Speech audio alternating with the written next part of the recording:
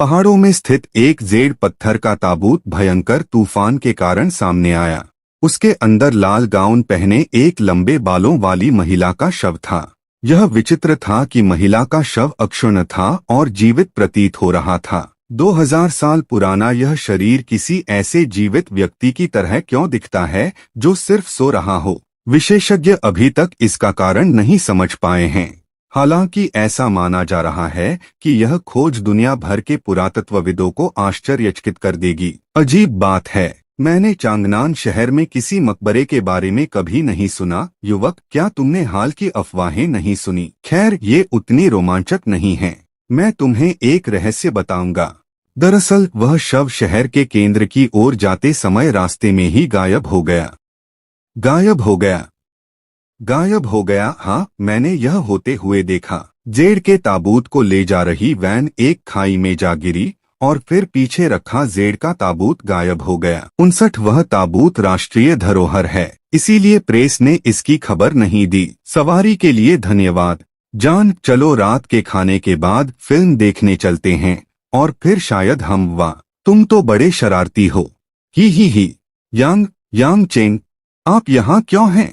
मैं यहाँ क्यों हूँ? मैं तुम्हें जन्मदिन की शुभकामनाएं देने आया हूँ। मुझे नहीं पता था कि तुम पैसे के पीछे भागने वाली हो। ठीक है, मैं लालची हूँ। मैं सालों से तुम्हारे साथ हूँ और बदले में तुम मुझे क्या देते हो? ये तो डायोर का बैग है। मुझे सालों से ऐसा बैग चाहिए था, लेकिन क्या आप इसे खरीद सकते हैं? तुम्हारे पास न तो पैसा है, नहीं कोई महत्वाकांक्षा। मैंने तुम्हारे बारे में मेंगलू से सुना है। तुम उसके साथ रहने के लायक नहीं हो।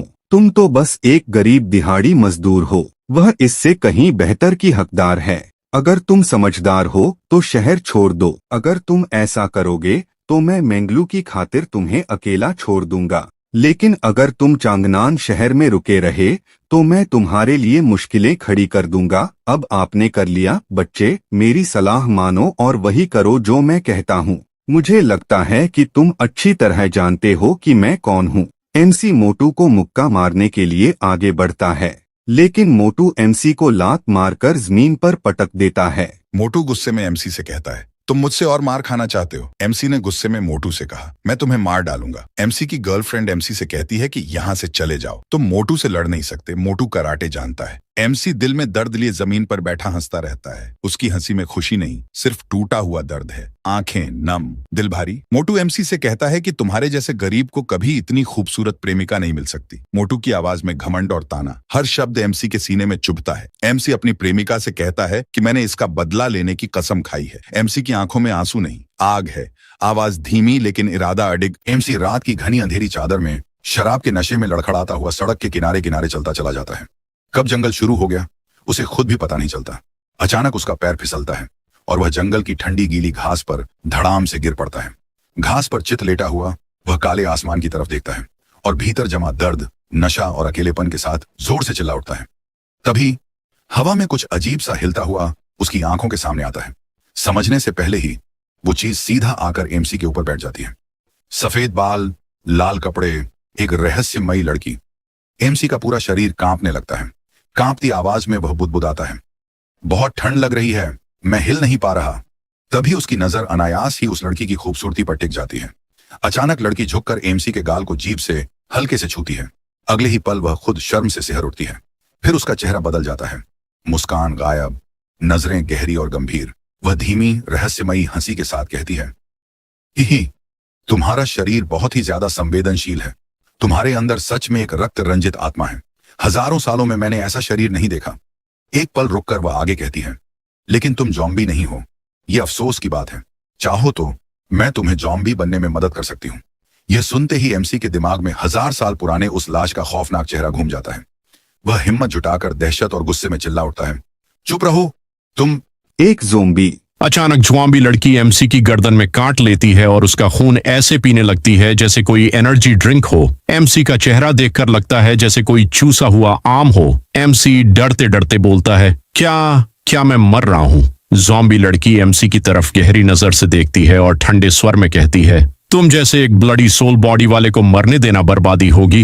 ये कहते हुए वह फिर से एमसी की गर्दन में काटती है और उसके अंदर जॉम्बी की ताकत भर देती है। अचानक एमसी ज़ॉम्बी लड़की पर हमला कर देता है। ज़ॉम्बी लड़की हवा में उड़कर उससे दूर हो जाती है और हवा में ही तैरने लगती है। एमसी के शरीर में अचानक बदलाव आने लगता है। एक ही छलांग में वह जमीन से सीधे हवा में पहुंच जाता है। नीचे देखते हुए एमसी चिल्ला उठता है, व्हाट द हेल, मैं यहाँ कैसे आ गया? वह जोर से नीचे कूदता है और जमीन पर आते ही एक घूंसे में पेड़ तोड़ देता है। हैरानी से बोलता है, मैंने एक घूंसे में पेड़ तोड़ दिया? क्या मैं सुपर ह्यूमन बन गया हूँ? डर के मारे वह ज़ॉम्बी लड़की की तरफ देखकर चिल्लाता है, तू ज़ॉम्बी है या भूत? ये कहते ही एमसी भागने लगता है। ज़ॉम्बी लड़की उसे घूरते हुए कहती है, मैं तुम्हारा पीछा नहीं छोड़ूंगी। एमसी बगल में देखता है, ज़ॉम्बी लड़की उसके साथ साथ चल रही होती है। अचानक एमसी उसके सामने हाथ जोड़कर गिर जाता है और गिड़गिड़ाकर बोलता है, कृपया मुझे मत मारो, मैं हर साल तुम्हें एक एक तोहफा दूंगा और मैं तुम्हारे लिए सृष्टिकर्ता से दुआ करूंगा ताकि तुम्हें एक बेहतर जिंदगी के साथ पुनर्जन्म मिले। ज़ॉम्बी लड़की हैरान होकर पूछती है, तुम मेरे लिए इतना सब क्यों करोगे? फिर वह सख्त आवाज में कहती है, मैं कोई भूत नहीं हूँ, मैं एक ज़ॉम्बी हूँ और अब तुम भी मेरी तरह एक ज़ॉम्बी हो। थोड़ा रुककर वह आगे बोलती है, लेकिन मेरी दिल की धड़कन अभी भी चल रही है और मेरी सांसें भी पूरी तरह बंद नहीं हुई हैं। मुझे यकीन है तुम्हारी तरह मेरे दांत और नाखून नहीं है। ज़ॉम्बी लड़की गुस्से में कहती है, ठीक है, तुम इसके काबिल नहीं हो। फिलहाल तुम्हारे पास एक महान ज़ॉम्बी शरीर है। एमसी मायूसी से बोलता है, सिर्फ एक ज़ॉम्बी शरीर? ज़ॉम्बी लड़की चौंक कर कहती है, अरे तुम इतने दुखी क्यों दिख रहे हो? मैंने तुम्हें एक तोहफा दिया है, तुम अब अमर हो और एक ज़ॉम्बी बॉडी होना एक साधारण इंसान होने से कहीं बेहतर है। क्या तुम समझ नहीं रहे हो?